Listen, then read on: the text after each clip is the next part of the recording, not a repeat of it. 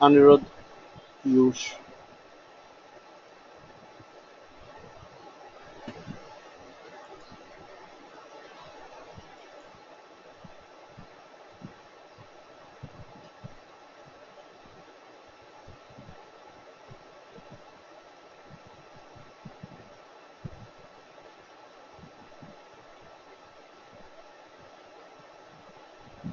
Yes, so once you give me the confirmation, then I can go ahead, can you see my screen, guys? Hello?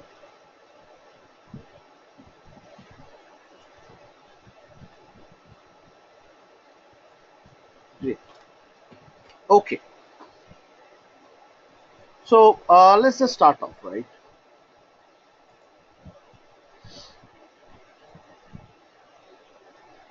Fine.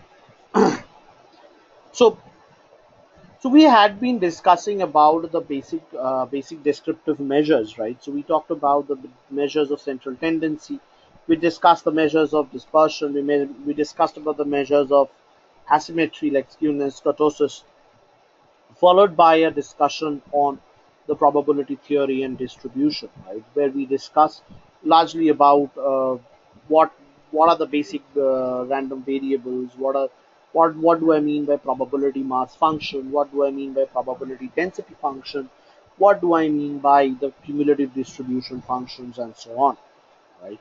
So we have discussed the two basic components of statistical theorization, where on one side we have talked about descriptive measures, and on the other side we have discussed about the measures of central tendency, but the descriptive measures, and second we have introduced this concept of stochasticity relating to probability theory, right? So in the next side of things, what we started talking about was, we in the last class we had brought in examples related to the credit, I mean, we had brought in examples related to credit risk, right? And we saw how is it that these probability theories can be used to talk about, or how is it that this concept of distributions be applied in understanding or in explaining the concepts of risks, or the concepts associated with credit risk. So that is what we have done till now. So mainly now we have a clear understanding of the measures of central tendency, measures of dispersion, skewness, kurtosis, probability theory, and probability distribution. Now, having done that, now we will be bringing these two concepts together, and we will be entering a more relevant and a more technical functional aspect, right, of the statistical theorization, called the theory of statistical inference. And it is here that we will be discussing about, you know we will be discussing about exactly how uh, models are developed, how models are done, and so on. And in this attempt, we'll also be seeing how is it that these things could be implemented in the SaaS platform. So that is what we will also be talking about over here. So today, in today's discussion, we'll bring about the following topics.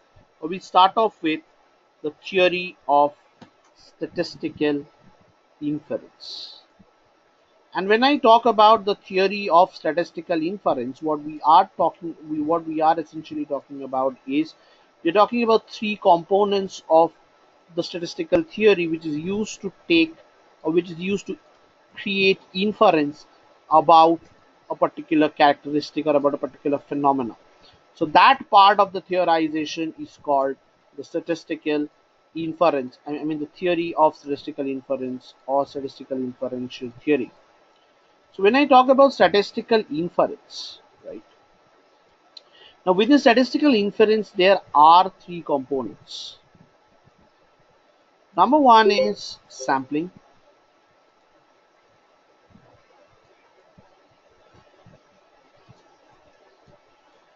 The second part is estimation.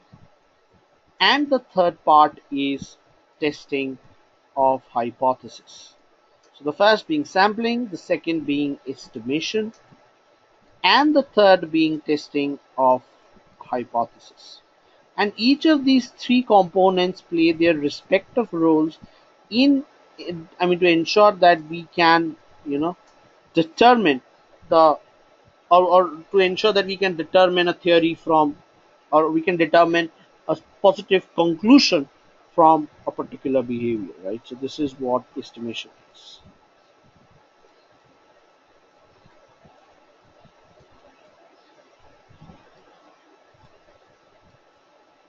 Testing.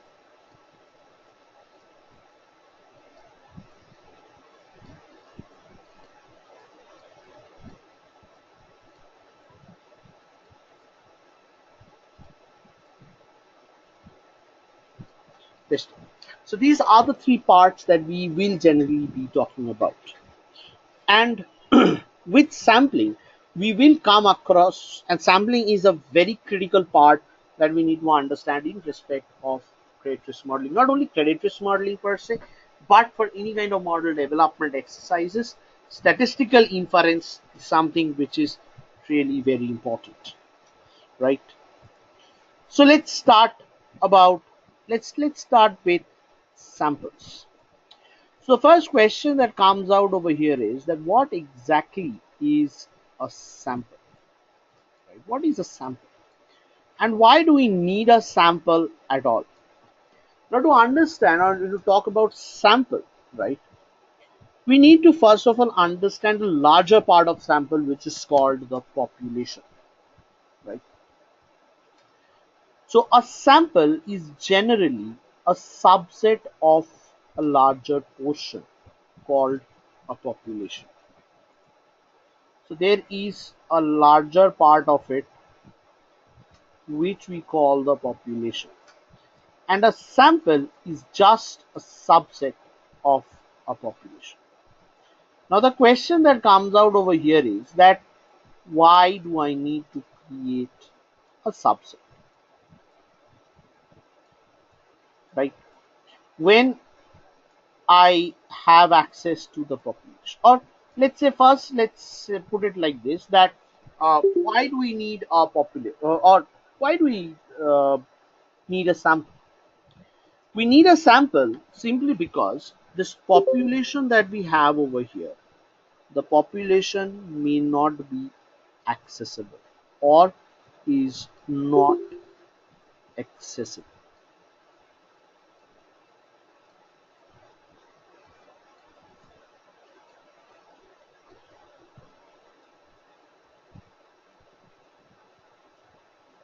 Accessible,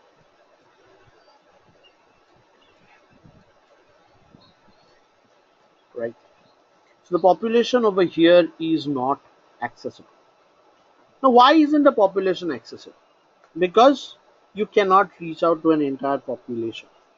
Let's say, for example, whenever we are trying to do any national level study. Now, is it possible for us to just go down and reach home by home and compute the entire population? It is not always possible for us because there is a constraint of time and money.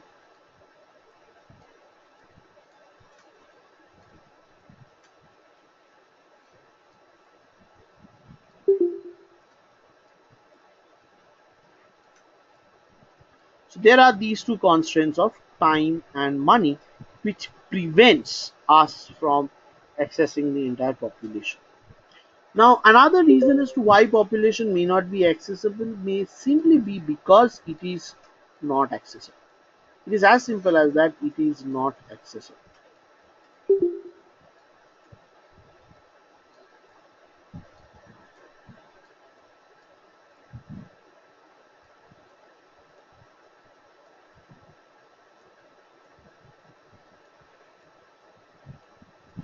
Because it is not accessible, you cannot access the entire population. So you do not have an access to. Say for example, I want to find out uh, an information on the bank accounts, right? Now, bank information on bank accounts are not directly is not accessible to me. So say suppose if I talk about the bank accounts in State Bank, the only bank accounts that I have access to is my own account, my father's and my mother's account. So that's a small sample of a very large population. The other accounts are not accessible. So generally, it is seen that for model development, or one of the basic concept, or one of the basic problems which statistical models try to answer is that the sample is a subset of the population, right? And how is it that based on this sample, I can frame an idea about a population? But again, there may be cases where the entire population is accessible to me. So from a bank's perspective, if you think about, so I have all the information. So all accounts of a given portfolio are accessible to me. But then why do I still use a sample and not a population? So all accounts are available to the CEO of a bank, or to a modeler who is developing models for a bank. So all accounts are available. So then, but still what I see is that he does not use the entire population. What he does is he uses just a sample. Now the question that comes out is that why would this borrower also use a sample if all the accounts are available to him? Now if all the accounts are, even if all the accounts are available to him, he may have to use a sample, because all the accounts may not be applicable for his works. So all accounts may not be applicable.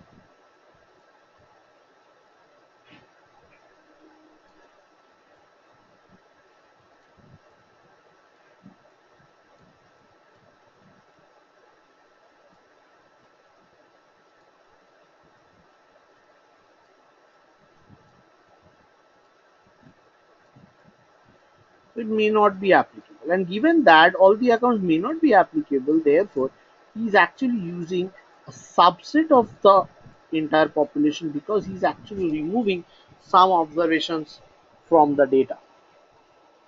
Now, another part is that even if I'm trying to develop a model, right? Say I want to develop an application scorecard, or I want to develop a behavior scorecard, or I want to develop a PD model or an LGD model, whatever I want to develop, right?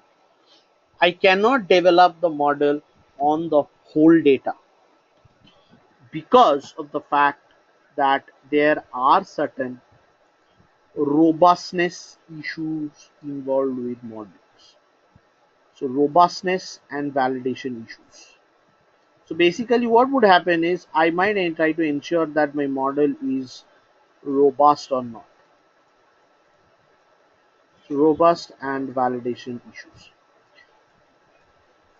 So basically, if I have say 1 million observations, I may not develop the data on, I may not develop the model on all the 1 million observations that I have, because I would always want to keep aside a set of the observations from there, from the available observations, so that I could validate my model on that, right?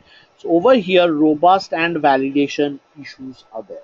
So when I'm trying to develop the robustness, or the robust and the validation issues, what I'm trying to do is, or rather what I am doing over here is, I'm developing my model on a substantial subset or a certain fraction of the data, and from there I'm keeping aside a part of the data for validating the results that I've obtained in the model, because I want to know that as I move my model from one data set to another data set, or when I run my model on two separately different two data sets, does the robustness of my model fall?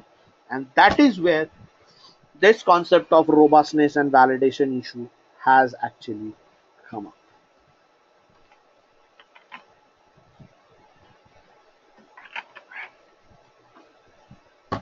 right? So over here what I have is the robustness and the validation issue. So to test for the model's robustness, or to test or to validate the development of a given model, the entire population cannot be used. So this is why the entire sample may not be applicable, right?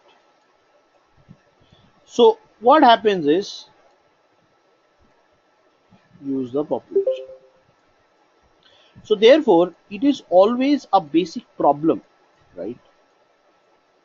It is always a basic problem of any statistical analysis, be it your predictive modeling, the predictive modeling exercise, or just using a subset of a data to frame an idea about what possibly the data could behave like, or based on that data to form an idea about the distribution of a larger data. So that is where the role of sampling comes in. And the objective of a very sample is, or of sampling is, to frame an idea about a population by using the, or by analyzing the sample observations. Right, so this is what we have. So this is why sampling is important. Now, no matter how much of data that you have access to with a bank, you may not be having access to the entire population, right? Say for a bank like HSBC. HSBC is a 150 years old bank, right? Now assume that I am developing a credit card model for HSBC, for one of the portfolios in HSBC, which maintains around, say I have around the last 10-15 years of data stored. And I say that, okay, man, I do have a population available over here and I'll develop the model of the population. But if you think about it in real terms, that 10 years of data is not a population. It is simply a sample. Because if you look into the data over time, there was a large horizon of data which is no more with the bank, because the bank has perhaps deleted or removed or trashed that data, and it has to some extent back in time it has data archived. So after a point of time, that archived data is, after a certain vintage, that archived data is destroyed. So you do not keep very huge amount of data with the banks. So banks have their limited capacity to maintain data, and hence whenever you are looking into a data set, you are looking into a local population. Therefore, over a history of a time, you are always looking into a sample, and it is your role to understand that using a sample, how best can you actually use, or how best can you actually predict the behavior of the population. So, and this in fact is also the crux of the statistical inference theory, that given a sample, how would you frame an idea about a population about which you do not have any idea actually? So basically, sampling is the act of, or it's a guideline, or it's a theoretical framework which tells us how to frame an idea about an unknown population based on an observed sample, right?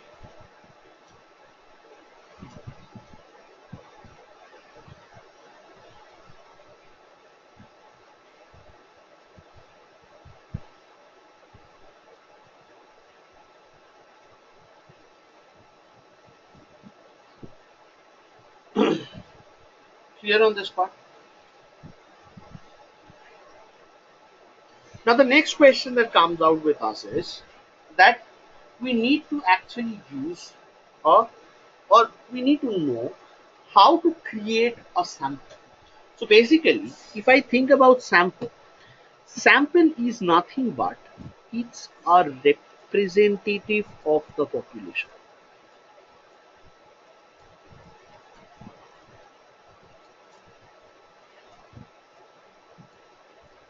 It's a representative of the population.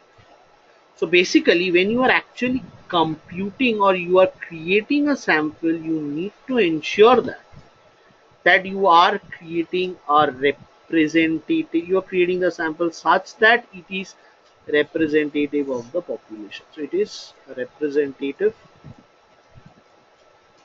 of population.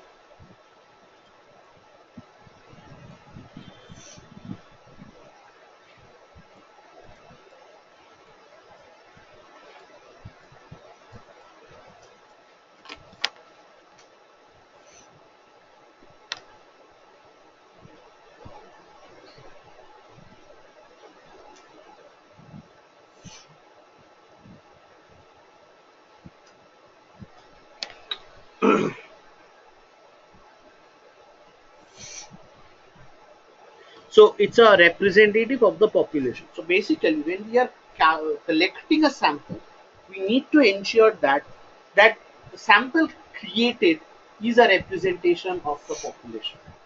Now, when I say representative, right, there is an element of qualitativeness.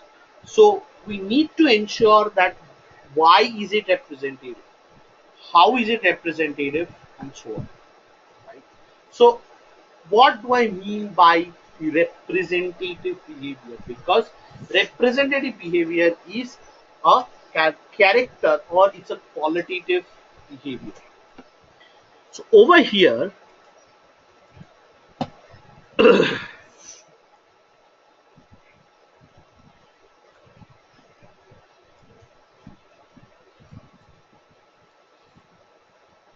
so how can we define the concept of representativeness?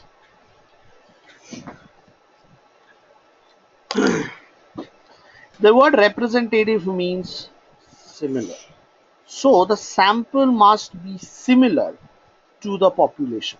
So when I say similar, what do I mean? So let's take an example to understand.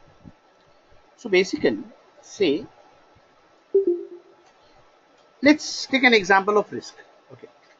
So in a data, so there is a credit card portfolio. Okay. So there is a credit card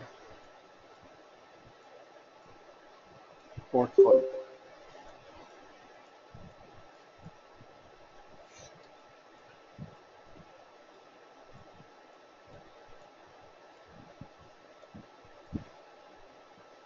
This is a credit card portfolio. And the entire population that I have is, it's 4 million. So there are 4 million accounts which the credit card portfolio has.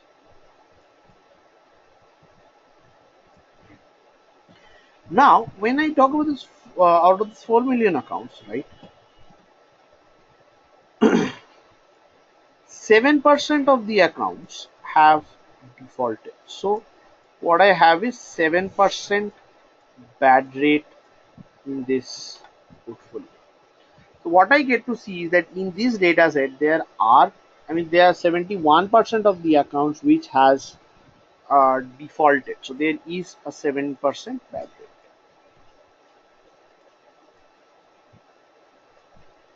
There is a 7% bad rate.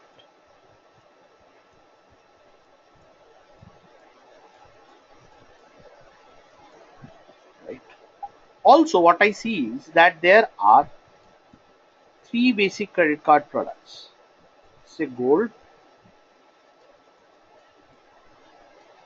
silver, and platinum.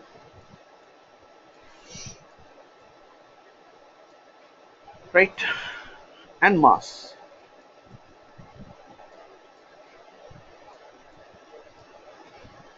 Right. Say mass comprises of 72% of the total population that is there. So 72% of the 4 million accounts are mass accounts. Like 14% of the accounts is platinum accounts.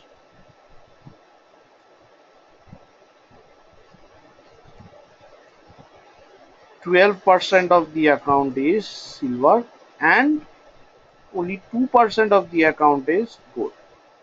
So what you see is that historically the bank has more or less maintained, or the distribution or the population of the bank more or less has shown this graph, or has shown this distribution. And in this 4 million, right, like 17% of the borrowers are delinquent. So what is a delinquent borrower? A delinquent borrower is one who has missed out a payment as on a given cycle, right? So basically, say if this month I am delinquent on my card payment, what it means is that in the last payment cycle I had missed out paying the minimum amount by the due date allotted. So there is 17% delinquency in the or 17% of the accounts are delinquent in this particular data set, or it is this. So this is basically the population specification.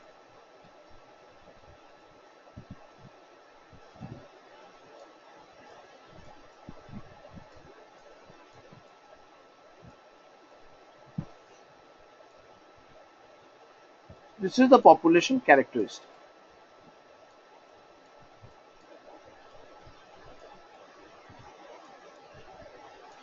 This is a population characteristic. So now, if I'm talking about population characteristics, right? So now, if I create a sample for the credit card portfolio, then what am I essentially doing? I will have to create a representative subset of this population. So the sample that I have created will have these percentages, should reflect this distribution.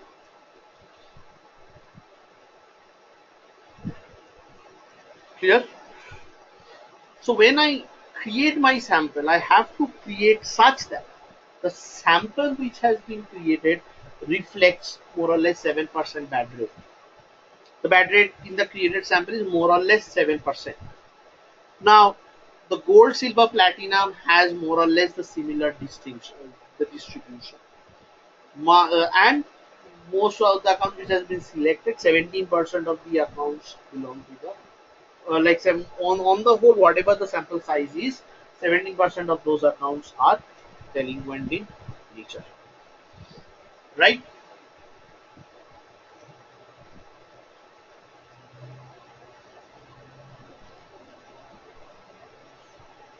So therefore, in this aspect, what we need to do is, or for standing from this part, what I need to do is, I need to understand that there is, or what is the type of the, so basically what I need to understand is that how should the sample be collected.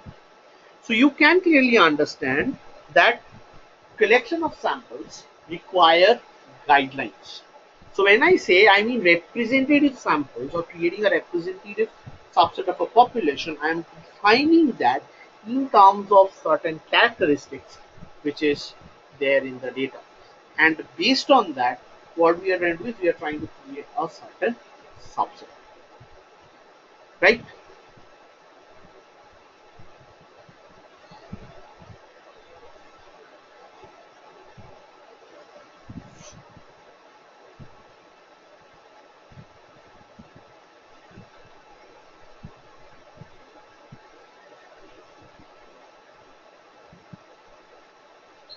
So now the question that comes out over here is that how do we create these samples? So these samples, so there are certain guidelines, or there are certain, so there is a theory which lays down the guidelines as to how to collect a sample, what should be the population's nature, and based on that nature of the population, how should the sampling exercises be done. So this is what we need to understand, and the theory which lays down that guideline is known as the sampling theory. And sampling theory broadly talks about two types of sampling. So there are different kinds of sampling, but at the very high level, sampling theory talks about two broad kind of samplings. One is called the random sampling, and the other is called the, so one is called the random sampling and the other is called the purposive sampling.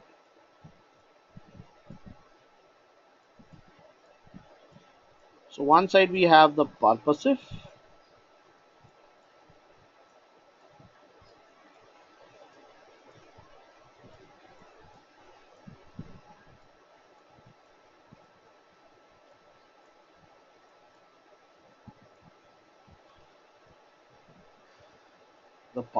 sampling, and the other that we have over here is called the random sampling.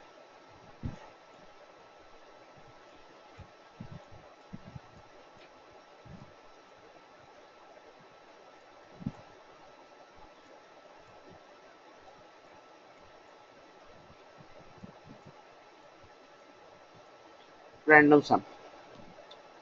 Now, what is a random sampling? A random sampling is a sampling procedure where the sample points are drawn randomly from the population. So, if you have a, you know,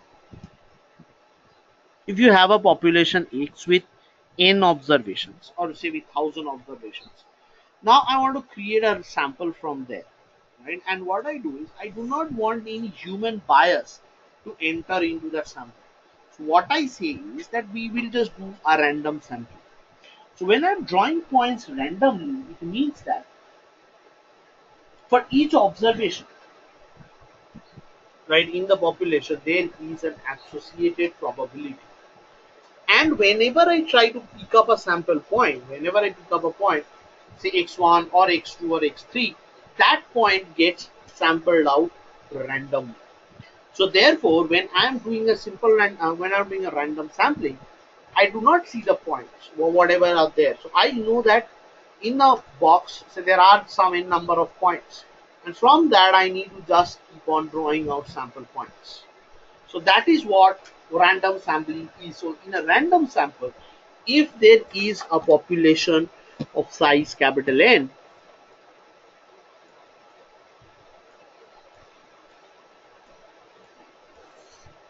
right? And from there, what I want to do is I want to create a sample of size small n. Then what I do is I do a simply I just do a random sampling. So it means that for each point xi, for each xi, which belongs to say the population being capital X, right? So there exists a probability x equal to xi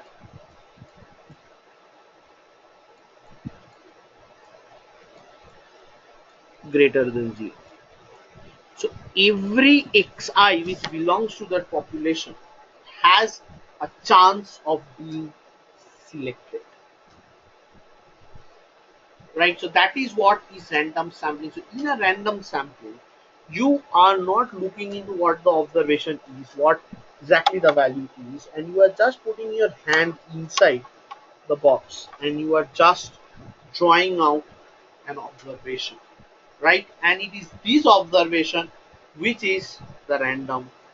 And when you actually have collected some observations through this process, then that sample that has been created is called the random sample. So once again, what is a random sample? A random sample is a sample created out of points which are drawn randomly from the population. Now why randomly? Because I do not want to bring in any kind of human bias or human interference into the points through which the sample is being drawn, right? So that is what is random sampling. In the domain of risk, you will get to see that since more or less all your observations belong to the similar kind of background, so therefore the sampling procedure that we use over here, simple random sampling. So there is nothing specific, right? So it's a very general kind of a data that you have from where you are actually sampling out data points to explain a very general proposition or a very a proposition which is an overall proposition from the behavior of the portfolio. So basically, I want to understand that okay, okay, so who is a good borrower, who is a bad borrower? So I take out a sample from the population that I have, I develop a model, and I try to estimate who is a good or a bad borrower. So I'm trying to take the decision at a portfolio level and not at an observation level. On the other hand, suppose if I wanted to know that delinquent observations, so observations which have a very specific kind of a delinquency, right? So how are their riskiness behaving over the next 12 months? So in that respect, what we need to talk about is the purposive sampling. So in the data that I have, right, I'm actually specifically looking for accounts which have not only been delinquent but has been delinquent with a very specific reason. So over there, what we are doing is we are just hand picking the samples, and that is called a purposive sampling. And when I'm doing a purposive sampling, there is always a back end of human judgment involved into it.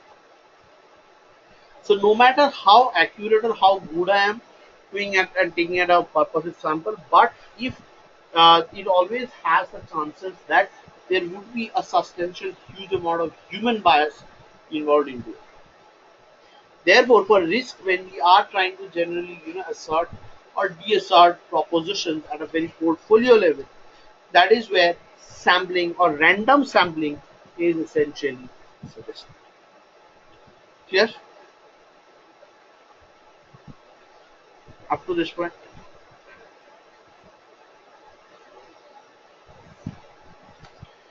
If you have any questions, feel free to ask. Okay. So I see Anirudh has a question. I'll just take it.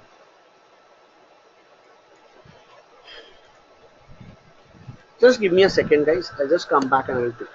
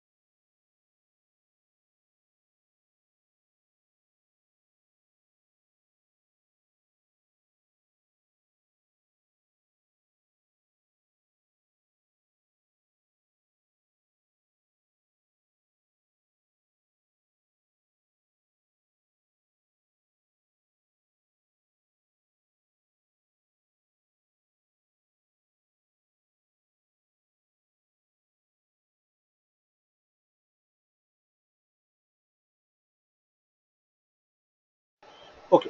So Anirudh has a question. Suppose in a random sample, bad rate is low. A sample data has been picked out for good customers only. How to ensure that random sample is a proper representation of population, as it can pick up customers who never delinquent or who never became delinquent. Absolutely a pertinent question, Anirudh. But ideally, when we are doing risk, right, so we do not do a simple random sampling, right? And now this answer to this question will be answered. I mean, the answer to this question will come out when we are talking about the different kinds of random samples, right? So there are different kinds of random samples which are used for risk, right? So we will explore the different kinds very shortly.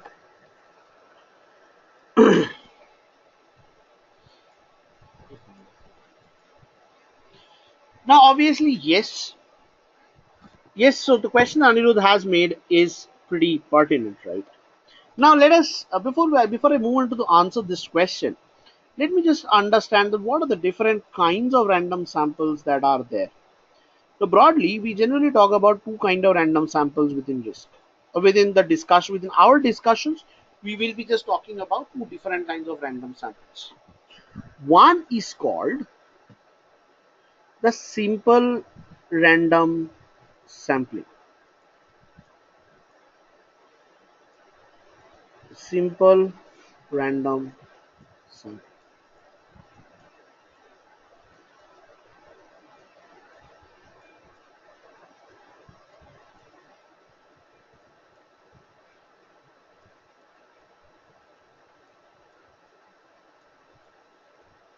Or as we call SRS.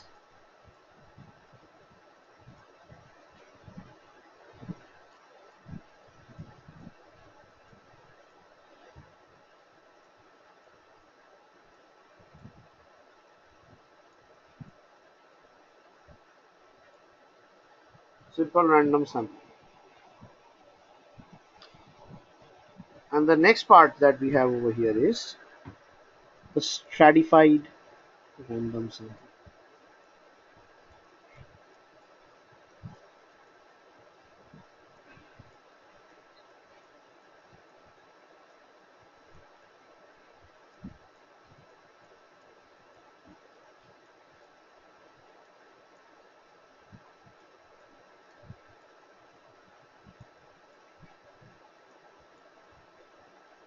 The next part is the stratified random sampling. Now, what is this simple random sampling? So, in simple random sampling, the idea is just that there is a box. Say think there's a box of numbers, right, containing the 1 to 4 million. Now, what I am doing is I am just randomly drawing up the observations from the data. Now, when I am doing this particular exercise, what I tend to do is I tend to lose out on the representativeness of the behavior, because this data, so when I'm just randomly sampling out four from the 4 million observations, I may not be able to, it may well be occurrence that these representative categories, they do not get reflected in the sample that I create, but I'll have some kind of sample that I have. So that's a case of a simple random sampling, where I just put in my hand in the box and I draw a number. I take it, I put it aside, then again I draw a number like this. So now, and every time I'm doing the draw, the numbers are being mixed up, they are being randomized. So under a simple random sampling, you can just simply draw out random number of data points, and you might create your sample. But for a very categorical data, right, that we can see over here, the example that we have given, like 7% bad rate, 17% delinquency, and so on. So if we want to create a sample which is as representative as the population, then we cannot use simple random sampling. What we need to use is the stratified random sampling, where we choose each of these as a strata. Say the bad rate becomes a strata. So we say that when we are choosing the development sample, or when choosing out a sample, we should choose such that 7% of the observations are bad accounts, right? So whatever the 70% of the value is, say for example, if I have 1,000 observations in my population, then I'll say that okay, you have to draw the total number of population such that at least 70 accounts are bad accounts. So that ensures that there is a 7% bad rate in the population.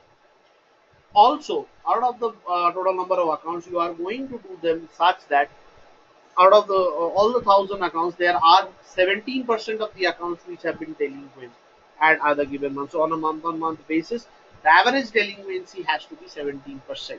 So when you are choosing them, right? So you choose bad rate, delinquency over here, then the card product types as strata, and from each of these strata, you choose your from each of the strata you are choosing the random the sample points randomly. Say basically there are 70 accounts, say the population is 70,000, right, or say it's like 1 lakh. Now from 1 lakh, I need to make out 7% bad rate, right? So basically, say my population, my sample will be of size 700. So out of 700, 7% will be around 49, right? So I need such that I need to create a data set such that around 49 to 50% of the accounts, say 49 to 50 accounts are actually bad. So I need to, from that, so first I choose bad rate as a bad accounts as a, what should I say, as a strata, and from that strata I sample out randomly the data points. So I know that there must be 49 to 50 data points where the account has gone bad. But what I'll do is, what I'll do is, those 70 points would be randomly chosen, but it should be ensured that at least 70 observations in the model development data is such that which are bad accounts, so that the bad rate is more or less maintained across the model development and the model validation data set. So basically, for when you are trying to create a representative population from a sample, then instead of using simple random sampling, what we use is a stratified random sampling where we choose different strata, and corresponding to each strata we do a simple kind of a simple random sampling, and from there we start getting back, right?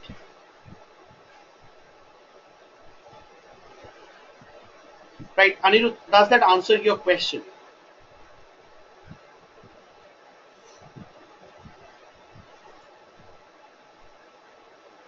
So is this broad idea of simple random sampling and stratified random sampling clear to everyone? So are you guys clear with this idea?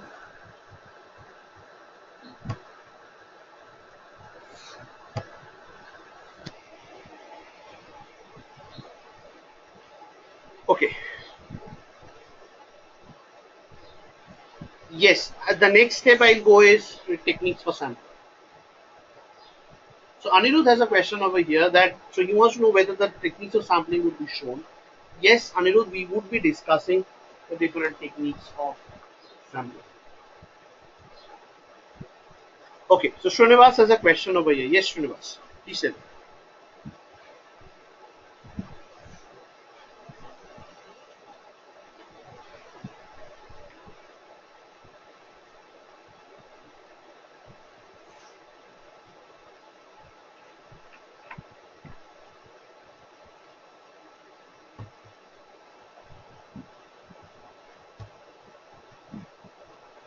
Okay.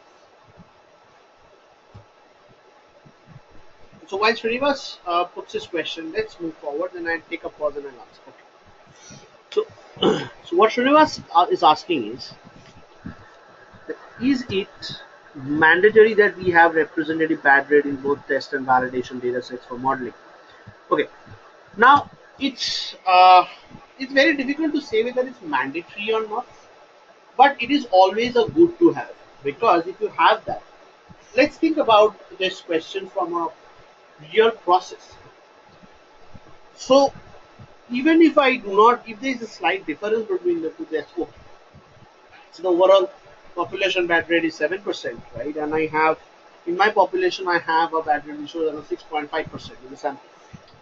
Now, now that's okay. But say let's suppose the overall the way the sample has been created, like 4.5% of the there's a 4.5% or 5% bad rate, but the actual bad rate is 7%. So then when you are actually developing the model, right, and you are trying to validate it, so now the validator may come back, the independent validator may come back asking you, or the regulator or the management may come back and tell you that, man, what you have done is the overall population bad rate is 7%. But what you have done is you have developed the model with a 5% bad rate. So obviously my bad accounts are actually going down. So the tendency, the riskiness, overall riskiness of the portfolio is misrepresented in your model development validation samples.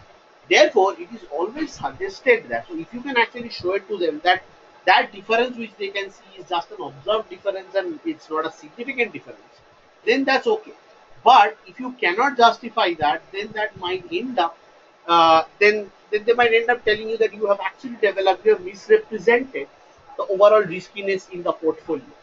Hence, it is suggested that doing a simple random sampling such that the bad rates are evenly represented in both the model development and in the model validation data. So that also helps you assess the robustness of the model. So when you actually go on and apply a validation model on the your model on the validation data set, that is where it would help you understand, because if your bad rates are fluctuating across the model development and validation data sets, Srinivas, then what would happen is that the model that you have will also, I mean, the performance of the model might vary. Right, in one you get a very high good performance, and the other you get a very low performance. Now that would again question your robustness. So basically, that is the reason why it's suggested that both the model development and validation be representative of the population, and to make it representative means to make it representative in terms of its riskiness, and hence what you do is you roughly do a stratified random sampling with bad rate as one of the trade, right?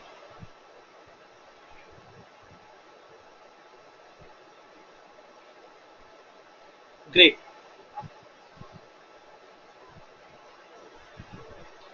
great to know.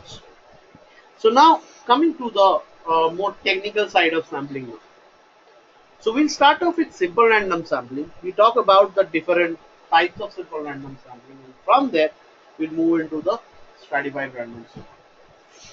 So when any sampling method is used, right? So there must be a there must be an assumption on the population, and the most basic assumption with which the sampling, the classical inference theory starts, is that the population from which the sample is being drawn must be normally distributed. So the population X from which the sample will be drawn should be normally distributed.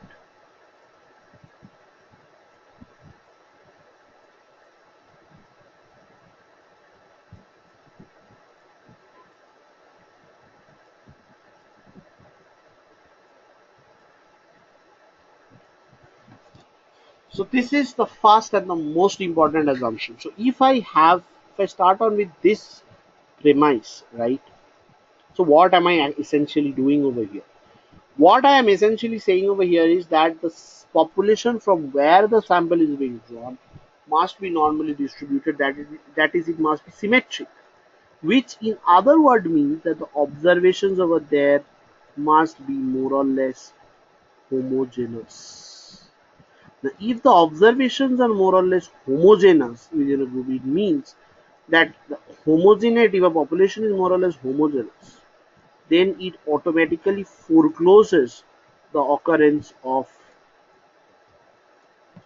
it automatically forecloses the occurrence of a categorical data, because in a categorical data, so if a variable has multiple categories, then that categorical data is itself uh, a heterogeneous, or categories add heterogeneity to the data. So basically, the assumption of simple random sampling stands on the basis that yes, you can do a simple random sampling, but the population has to be normally distributed with the mean mu and a variance sigma square. In other words, the population must be more or less homogeneous in nature, and that there must not be any variations. Now, given that the typical risk data is categorical in nature, so what it simply implies that the data is very heterogeneous in nature, right? And hence, performing a simple random sampling may be a kind of a big challenge.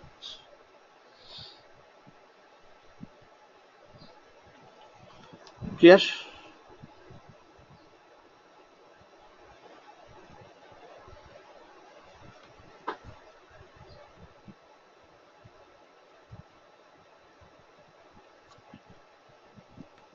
Okay.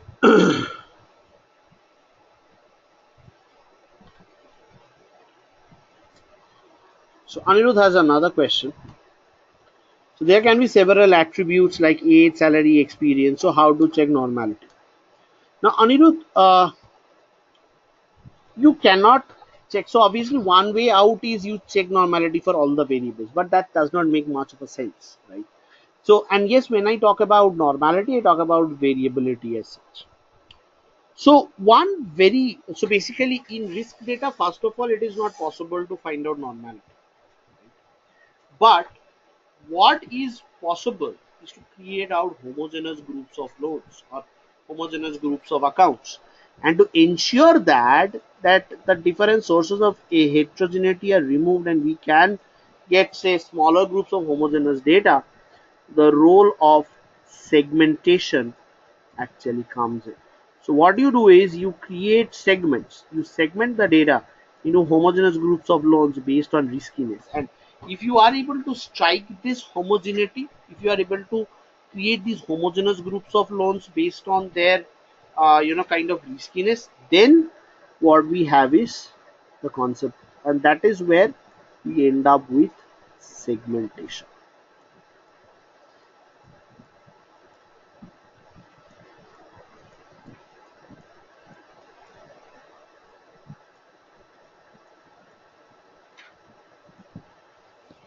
right? So once segmentation is done and homogeneous groups of loans are created, right? So several, just think about it like this, that if there are a group of accounts who are similar in kind of in terms of the riskiness, then all the other variables that they would have would also be very similar among each other, right? So therefore, for this homogeneous, so basically a homogeneous loan would be, or it would be a homogeneous loan if, or basically to ensure this homogeneity, what we do is we create segmentations, right? But even after segmentation, all kind of heterogeneities are not removed, and therefore, in risk, specifically in risk, we use, for each segment, we use this kind of sampling exercise, the stratified random sampling exercise. Or what we do is we simply just, so once segments have been created, we just use simple random sampling and just draw them, right? So we generally also can compare the population distribution to the sample distributions, and we can try to check that whether they are very significantly different from each other or not. But however, one of the most fundamental assumptions that are required for performing a simple random sampling is that the variable, or is that the population must be normally distributed in terms of this variable. That is, there must not be any uh, exogenous or unknown heterogeneity in the behavior of the variables, right? So given this, given that the population is homogeneous in nature, yes, Anirudh, in SAS we can do stratified random sampling.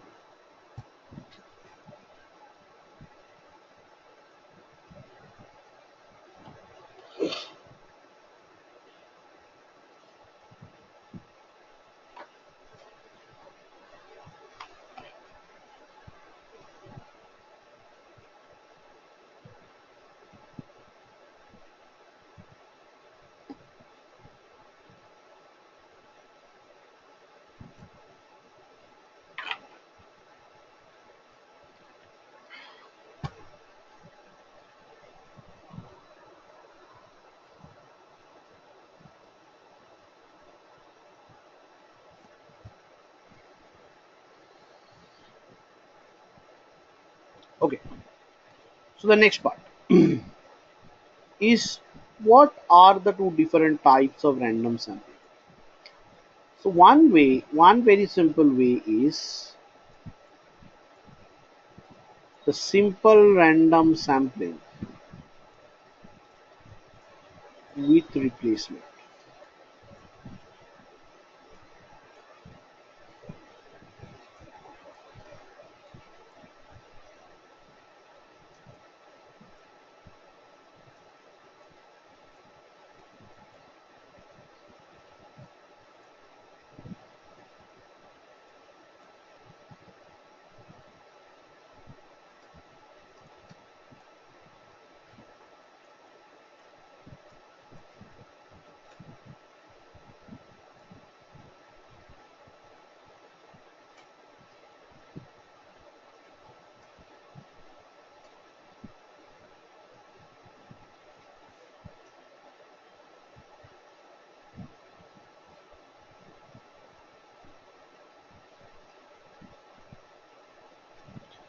Okay.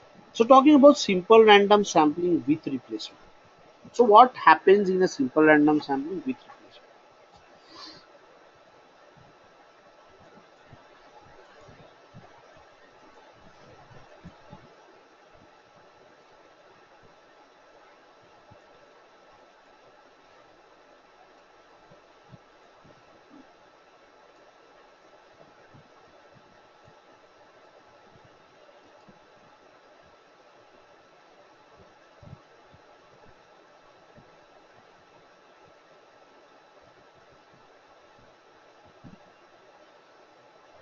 Okay.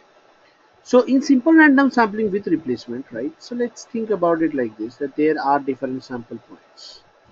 Now what I do is I draw one sample point over here randomly.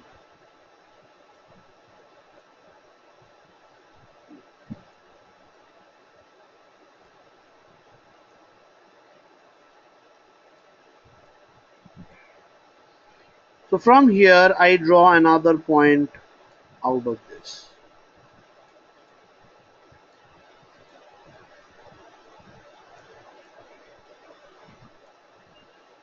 The next point that I'm drawing from here is this.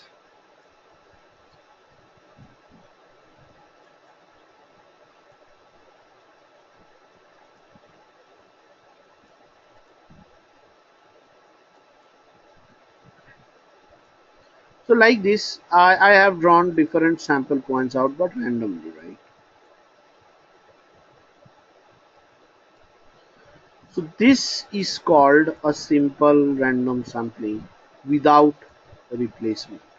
So what I've done is every time I have drawn an observation, I have not returned it back to the population. This is known as simple random sampling without replacement. So in a simple random sampling without replacement, once the sample points are drawn, they are not returned back. Now,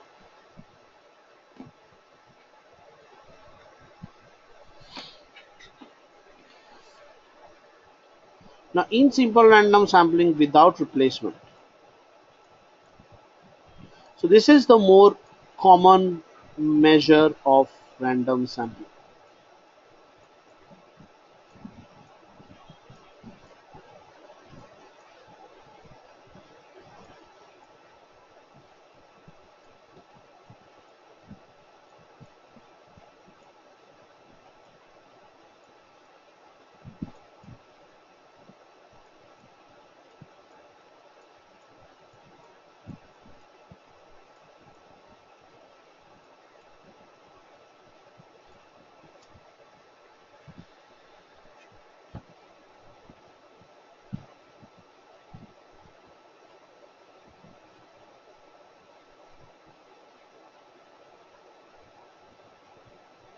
So this is the more common sampling method, right? So that observations are not repeated, so that the different samples that we create from our data that has different unique observations. But simple random sampling is possible if and only if there is a large data set. So this is possible only for large volumes of data.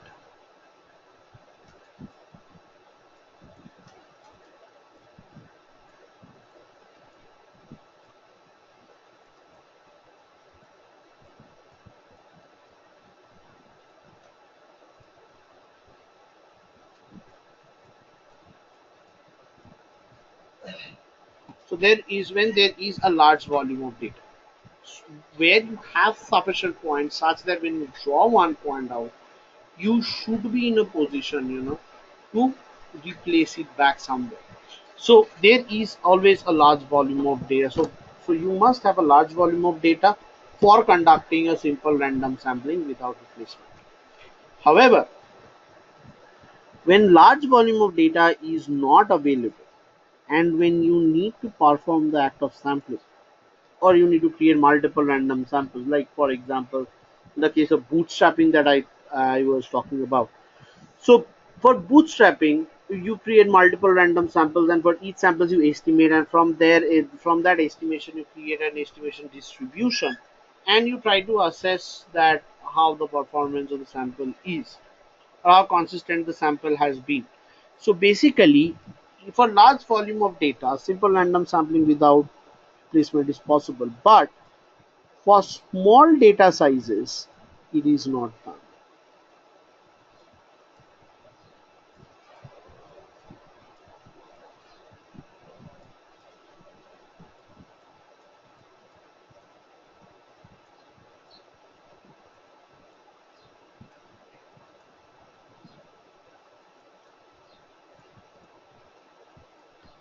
For small data sizes, this is not done. So for small data sizes, this is not possible.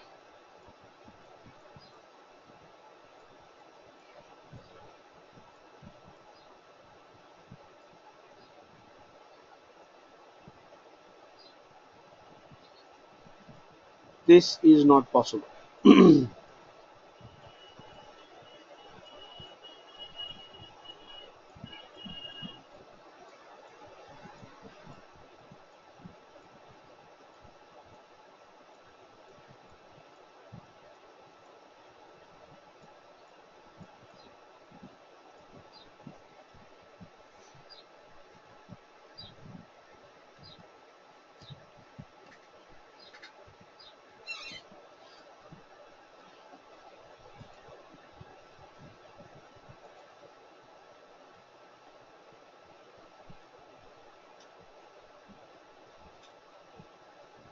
So when small data sizes, when your small data size is not possible, right?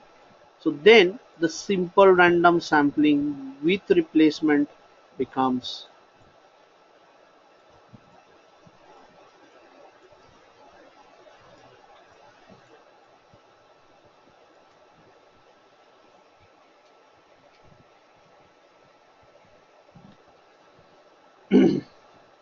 what we have is simple random sampling with replacement, right? So when I talk about simple random sampling with replacement, so this sampling method occurs as follows. So let us say that this is a population.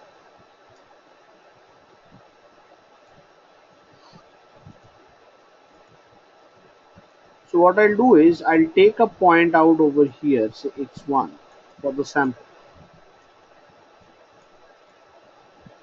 So once this point is recorded over here, the number just comes back. So then what I do is I draw x10 over here, and I'm drawing it randomly, right? And I put it over there. The moment that has happened, it comes back here.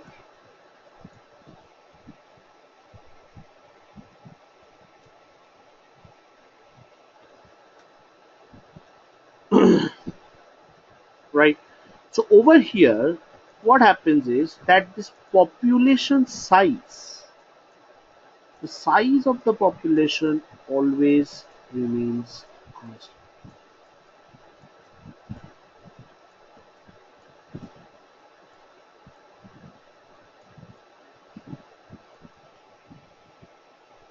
The population size remains constant.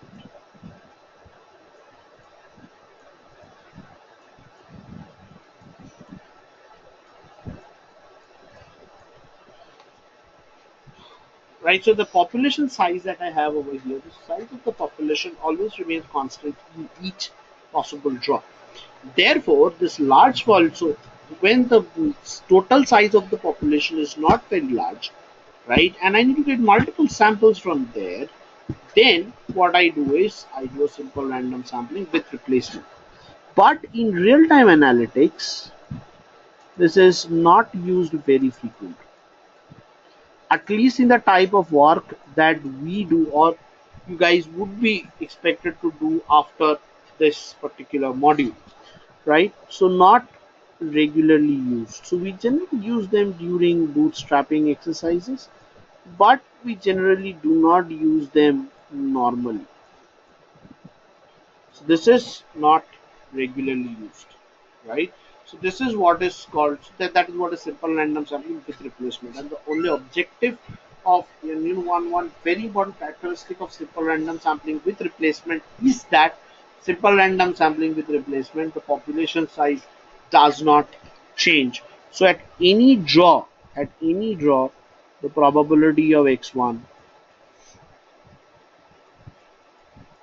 is equal to the probability of x2, of x taking the value x2, is always equal to 1 by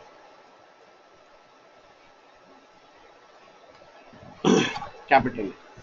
So every time you draw a data point from the population, right, for the sample, so every time you do this drawing, it always, the sample points always remain, I mean, the probability of drawing a particular sample point always remains constant.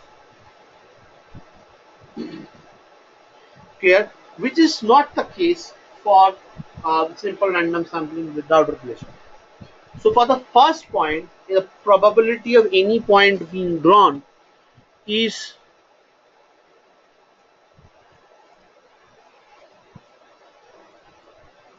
so probability x equal to xi being drawn is 1 by n.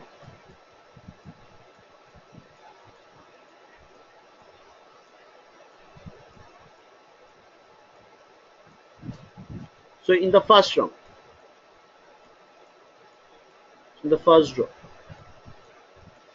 So in the second draw, it comes down to 1 by n minus 1. So when one observation has been taken up, The next round it is 1 by n minus 1. Then in the second round it is 1 by n minus 2. Then in the third round it is 1 by n minus 3. Then in the fourth round it is 1 by n minus 4, and so on. So it goes on like this, right? So be it, so for simple, whenever we are doing random sampling, right, there is always a chance that you might end up with any one of the values, and they have same probability of being drawn. So there is no uh, weightage, issues of weightage related to it. So what we can do over here is the following. So generally, think about the fact that there is a distribution, right?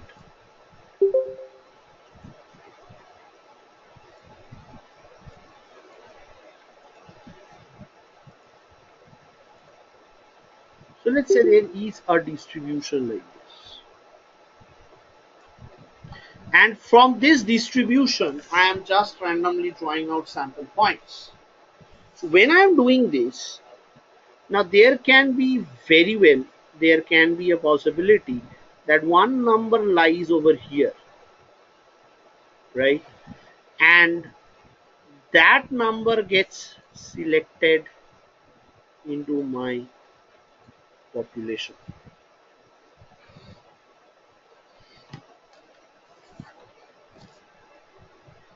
right? So now if a tail end value gets suddenly included into my population, then the, yeah, I mean my sample, then the sudden, that can bring about a sudden element of skewness or sudden element of unevenness in the population, in the sample. Therefore, for simple random sampling, it is very important that this distribution be very symmetric. Now, this chance of getting an a biased sample, a biased kind of a sample, is also more aggravated. It's even aggravated under the scenario that the sampling process is simple random sampling with replacement. Now then there can be multiple cases where this outlier value or this extreme value gets sampled out, because every sample point has the equal probability of being drawn. So in order to avoid all these confusions, we suggest simple random sampling to be done when and only when the population is normally distributed, or if, in other words, the population distribution is symmetric. Clear?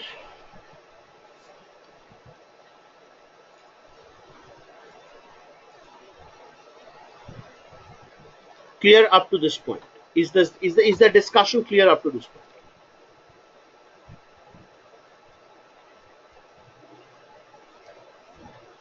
Great. So just give me a break for 5 minutes and then we'll start. Okay.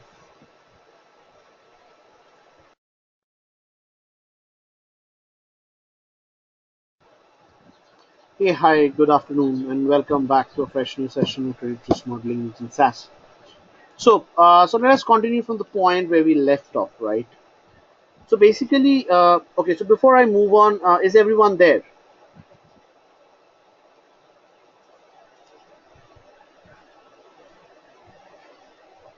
Great. So having said about, like having discussed about the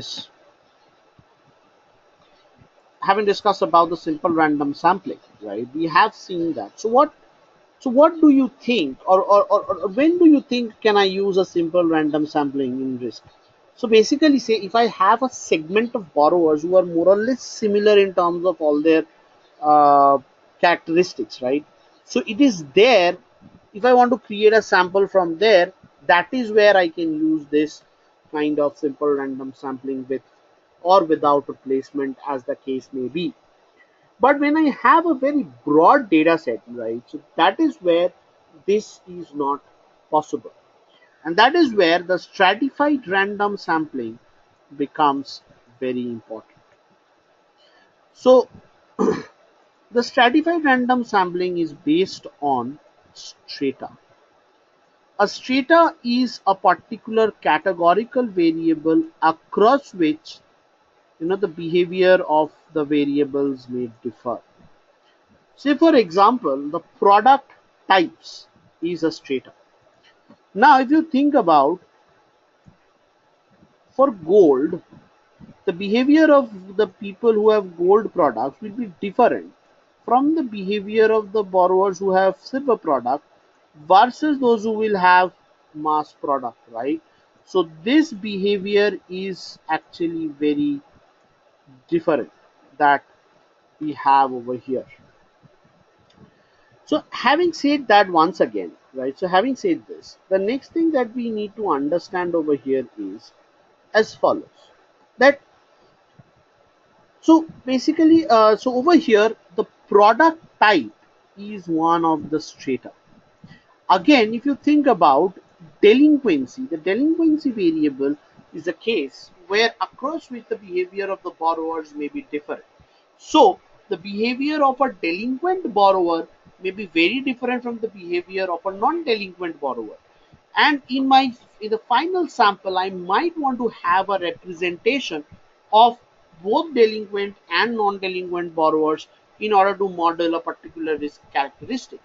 And in those two cases, in that case, I would like to do it by the strata. So that is where so if there is a lot of categorical variables involved, if there is a skewed distribution, then from each of the categories, a specific sector, a specific proportion is sampled out, and what we have is the final results, right? So this is what basically the idea is. Now,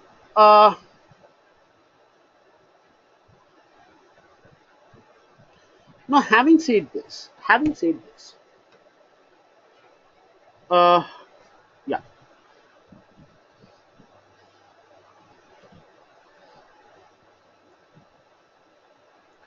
So having said this, we can say that the stratified random sampling is a important way of sampling for the categorical variables. So in a data set where there are a lot of categorical variables, that is where stratified random sampling becomes useful, or that is where it is, I mean, we find it useful to use it, right?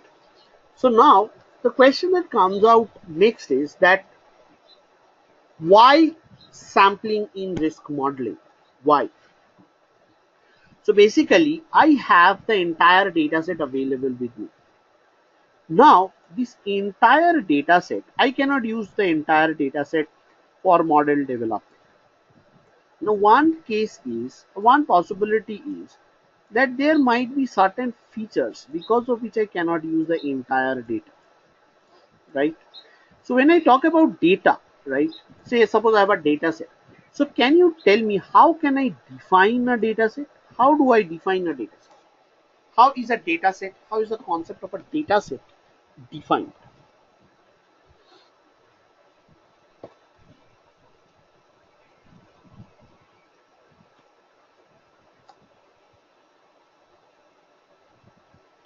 How can you define a data set?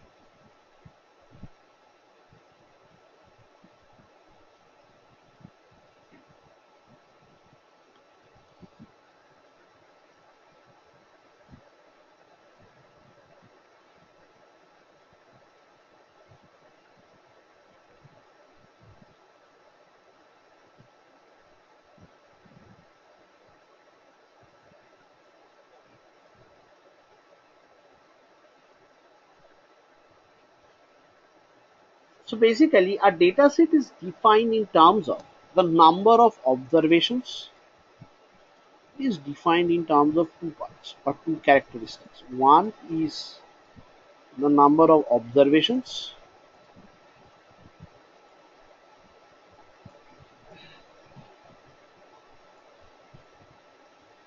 and the next is in terms of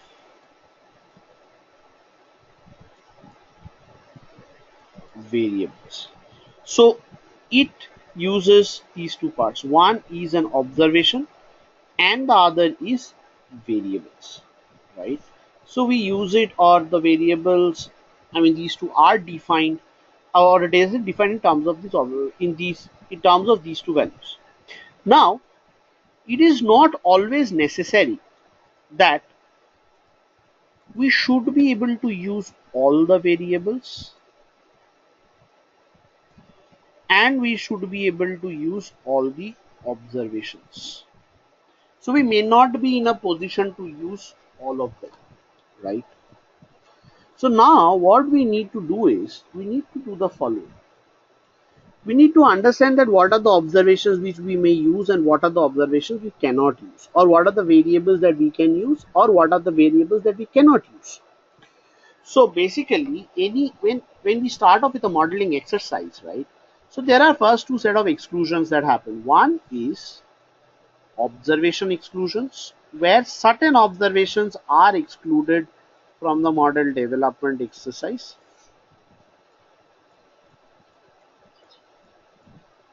And the second thing that happens over here is the variable exclusions. So where some variables are directly removed away from the data, which I would not generally require for model development itself,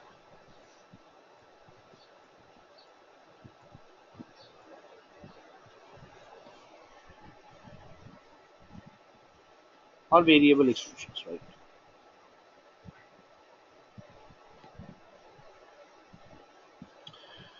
So what is observation exclusions? Say for example, uh, I want to develop a probability of default model, right? So what I want to know is that what are the chances that a borrower will default in the next 12 months. So y equal to 1 if borrower defaults in the next 12 months.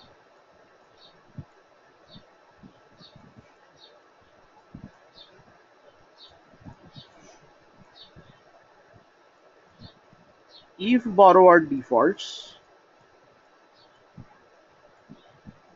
in the next 12 months.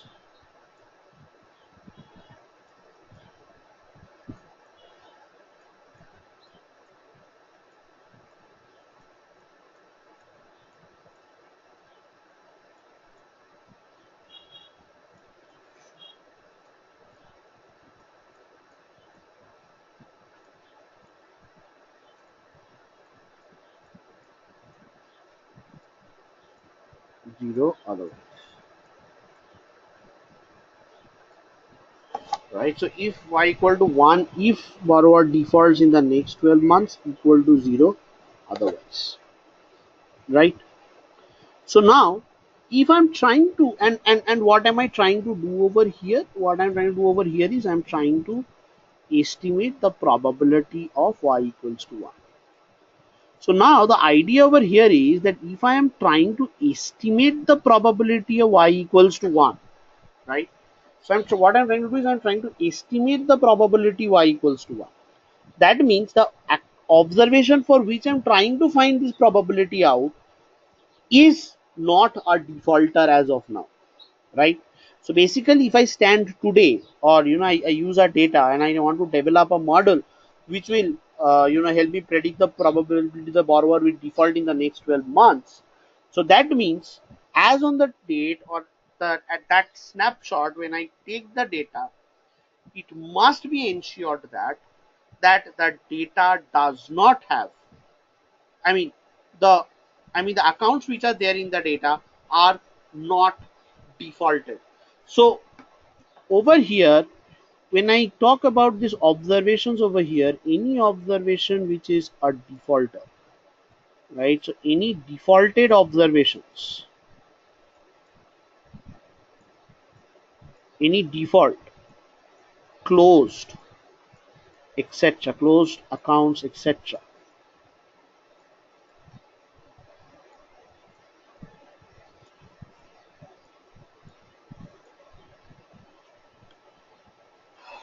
accounts,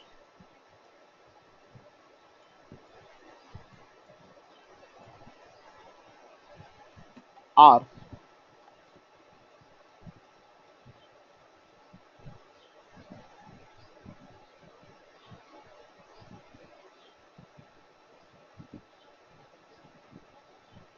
So basically what we have is a default closed account. So basically all default accounts, closed accounts as on that date or as on the snapshot are removed. So now when I'm excluding some observations from the data set, right? So when I'm removing these observations from the data set, when these are removed, then what do I say? Or then what do I tell you? So what I can tell you is then that if all the default closed accounts are removed, what it means is that I'm creating a smaller subset of the data, right? And hence that is a sample. Clear? So basis the business objective of the model, there might be a scenario where certain observations are removed from the data, right? So then what we have is an observation exclusion. And when some observations are removed from the data, right, then what we end up with is a subset of the data. So therefore, the sampling does not always arise. The sampling does not always arise as a, you know, the sampling does not always arise as a, you know, as a compulsory exercise that you are doing a sample because you are not getting the population. The idea over here is,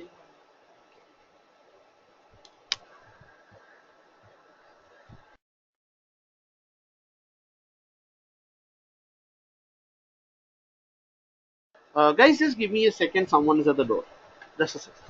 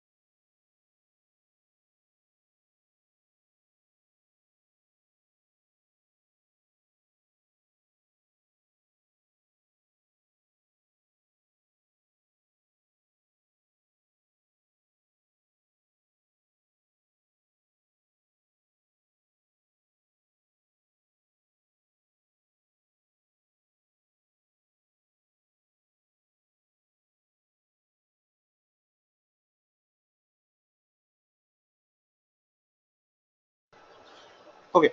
So as I was saying that the default closed accounts are removed. So therefore, it is not always that the sample is done because the population is, I mean, the population is not known. It may be that the entire population is not relevant for me. That is why I am using a subset of the population to develop the model. Right? So this is one reason as to why sampling is to be done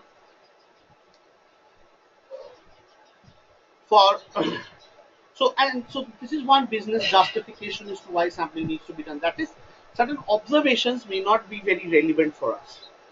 Another way through which you can actually reduce the, the size of the data, or you can use a subset of the data, is in terms of variables.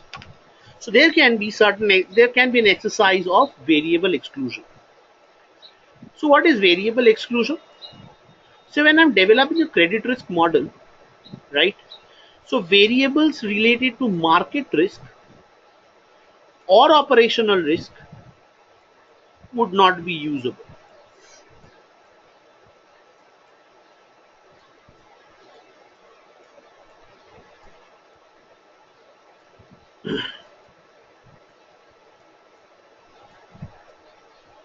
Market or operational risk will be removed from the data. So I would not have the data where there is market risk or operational risk data. So I will remove market risk or operational risk variables which represent market risk or operational risks will be removed from the data.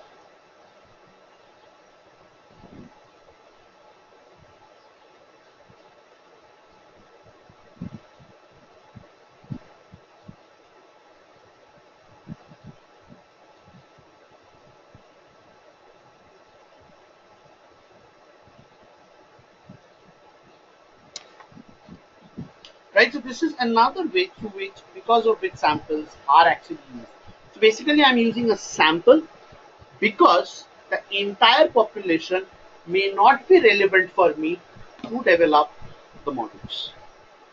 Clear?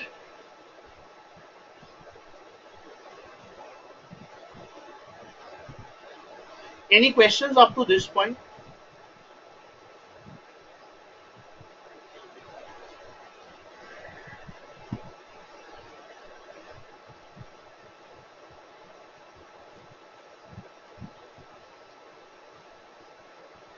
Great. So let us stop here for the day. Tomorrow we'll start off with the concepts of model development, model validation, right? And the role of sampling in that. We'll talk about model out of sample validations, out of time model samples, and why each of them are created. Then we'll talk about sampling distribution, followed by estimation and testing hypothesis, right? So this part of sampling needs to be understood. These basic concepts related to samples. So where is exactly sampling being used? Why am I starting this theory of sampling? That is what we need to answer over here, right? Great. So let's meet tomorrow, same time, and we'll just take it up from there. Great. Thank you. Bye bye.